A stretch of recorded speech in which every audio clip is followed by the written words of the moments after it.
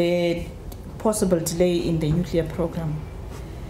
The signs are that in terms of our plans, you would remember that we did give an indication at the time we were announcing the consultative process of the IRP, that the nuclear belt, the delivery or the output or the first megawatts out of that plant, for it to happen by 2023, decisions should have been taken by end of this particular year.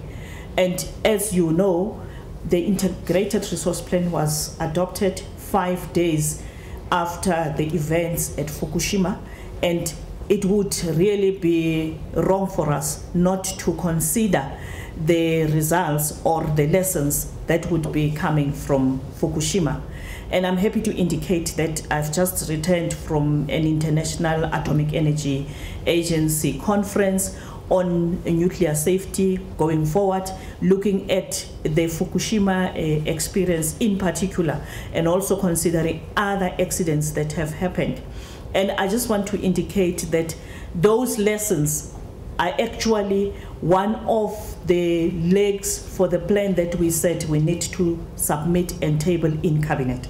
So as we speak, we have not as yet tabled that plan in Cabinet, and the more engagements, and including with people like Mr. Tanaka, it is an indication that we want to enrich our own plan, our own information, so that all the lessons from all over the world can be taken into consideration.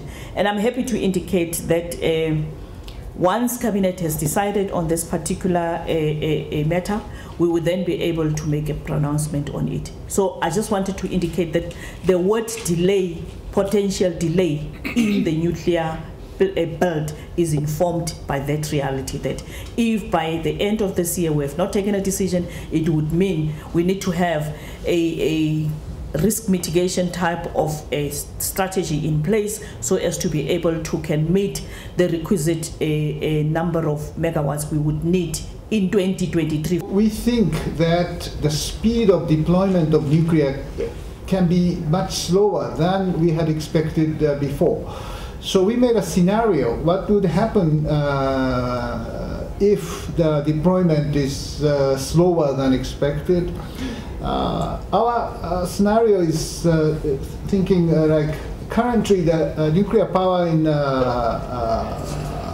power portfolio is about 14%. If it goes down to about 10% by 2035, what would happen? Of course, electricity demand increase, so it should be replaced by something else, either renewable energy sources or gas or coal. And what would happen if this replacement happens is that certainly we need steam coal just as the same level of the exportation from Australia. We need one more Australia by 2035. For the gas, we need another Qatar, who is the biggest exporter now. We need another Qatar by 2035. And we need 5 times of Germany's current renewable energy production. So huge additional investment is necessary. So that means the cost of these alternatives would be higher. So the general electricity cost will increase. That is one consequence.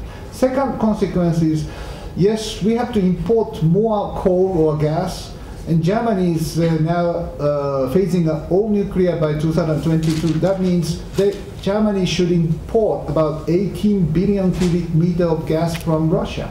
So this means certain compromising the energy security. So even not only Germany, but for all Europe, because Europe is connected by the grid. So the regional implication is huge. The third consequence of this is we need to use more coal and gas, means more CO2 emission. By 2035, this scenario tells us there are 30% more CO2 emission from power sector. So less sustainable. So this is the consequence of the lower nuclear power scenario. But each country has sovereign right to take nuclear or not. We know that China, India, Russia, these emerging economies are continuously using, maybe a little slower, but continuously definitely use nuclear power. South Africa, yes, of course, it's your choice, but our role as agencies providing these data or analysis, what would be the consequence, and the choice is yours. And we strongly believe that nuclear must be a part of the solution to the sustainability, to the security, and to the economic growth for the future, especially for the much faster growing economies. And